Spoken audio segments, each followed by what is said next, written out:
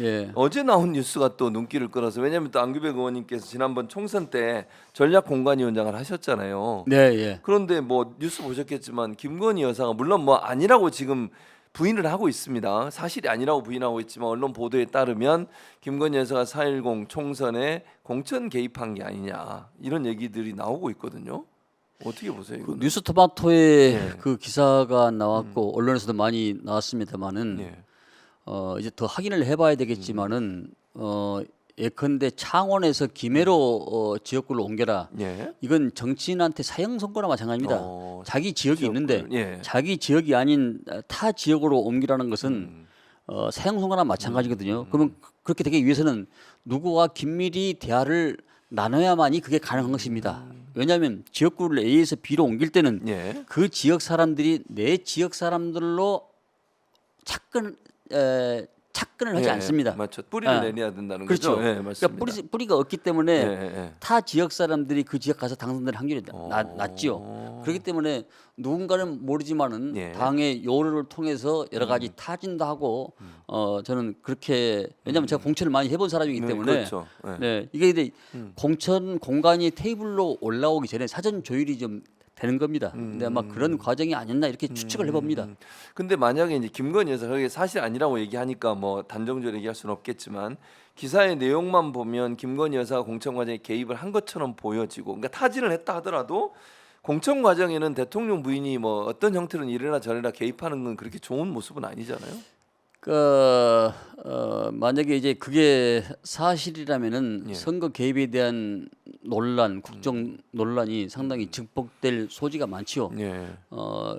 김건희 여사님이 지금까지 걸어왔던 그런 궤적들과 여러 가지 그 풍문과 흉문에 휩쓸린 여러 가지 그를 과거, 현재, 미래를 봤을 때 예. 사람을 놓고 과거, 현재, 미래를 놓고 판단하지 현재만 놓고 판단하지 않습니까? 그렇습니다. 자동차에 거울이 있는 것은 뒤를 반추하면서 앞으로 나가라는 얘기 아니겠습니까? 그렇다면 이제 그런 여러 가지 과거의 그런 행태들을 이런 걸 보고 종합적으로 국민들께서 판단하지 않을까 그런 생각을 합니다. 예.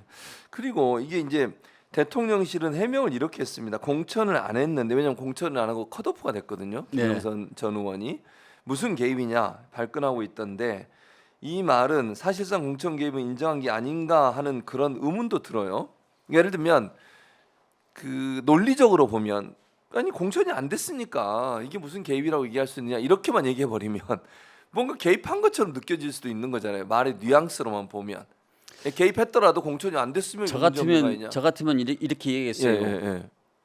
저 같으면은 사실 진위 여부를 떠나서 전혀 관여한 바가 그렇죠. 없고 그렇게 전혀 얘기하죠. 내용도 모르기 때문에 예. 시지도에 일절 무시하고 간다. 이렇게 그렇게 나와야 정상이잖아. 저는 정상적이라고 예, 보는데 예. 그걸 가지고 공천에 개입을 했니 아니니 공천을 받았니 안 받았니 그건 차원 문제거든요. 근데 뉴스토마토에서 아마 그걸 가지고 이제 계속 어느 결정적인 시기에 그 활자화된 그러니까요. 증거.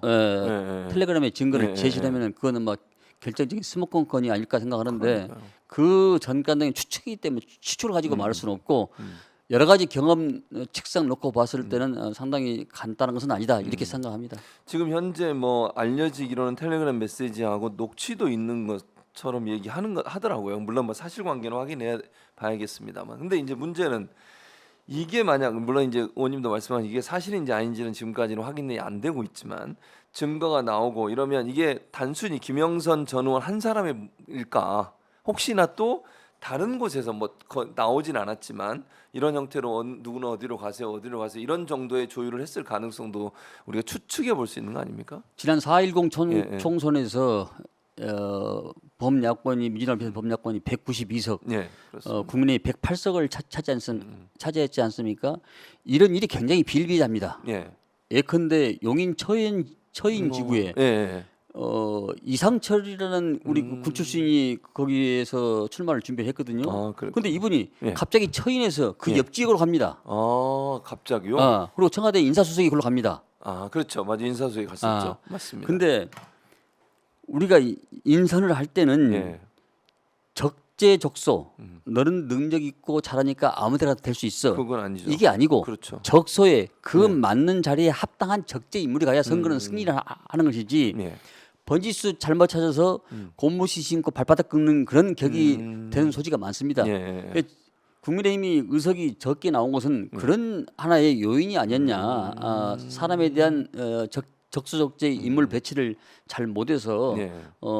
그냥 너 당신 어느 지역으로 가시오, 어느 지역 가십시오 이렇게 해서 결과적으로 그런 것이 나오지 않냐. 제가 뭐 깊숙한 속사를 잘 모르기 때문에 예. 그러는데 이 집권 여당이 예.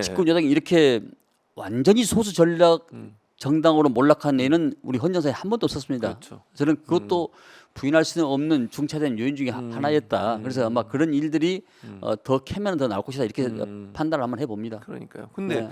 또 하나 이제 국민의힘의 태도를 보면 이게 뭐 대통령실은 국민의힘이든 이게 큰 문제냐? 국민의힘이 심지어 이거 법적 조치하겠다고 그러거든요. 원중에 제소도 하고 이 보도가 사실이 아니기 때문에. 그런데 만약에 정말 뭐 조선일보나 동아일보나 이런 데서 혹시 뭐 이건 벌어진 일도 아니지만 이름을 바꿔가지고 김혜경 여사가 이랬다는 이렇게 보도가 나왔어 봐요. 어떻게 되겠습니까? 아마 난리를 쳤을 겁니다. 이게 너무 좀 불공정하지 않습니까? 이게 지금 조중동의 보도 태도를 보면.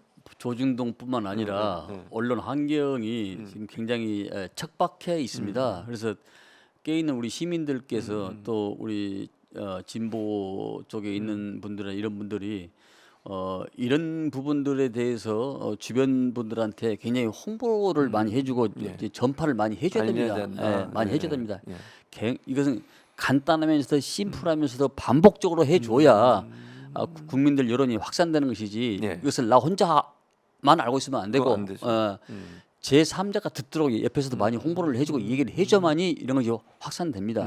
그러니까 이재명 대표도 그래서 그런 얘기 하잖아요. 이게 손가락 움직이는 거 하셔야 된다. 이거 퍼 나르고 올리고 막 이런 거.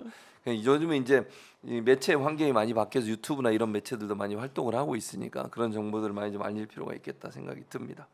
그리고 이제 이게 공천 관련된 문제니까 뭐 사실관계는 떠나서 예. 박근혜 전 대통령도 공천 개입으로 기소가 돼서 실형을 받았지 않습니까? 그렇습니다. 그리고 그 처벌을 했던 사람이 윤석열 대통령이 있었던 특검이었고요.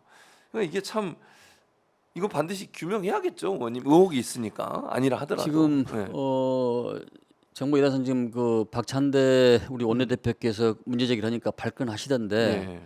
이제 그것이 이제 구체적으로 육가 원칙으로 아니라는 것을 아마 밝혀내야 될 것 같습니다. 그렇죠. 당에서는 이것을 집요하게 집요하게 일관성을 가지고서 이게 상당히 은밀한 부분이기 때문에 네. 은밀한 부분이기 때문에 보다 여러 가지 경험이 많은 사람들 하여금 계속 추적을 해서 이걸 밝혀내는 작업을 해야 할 것 같습니다.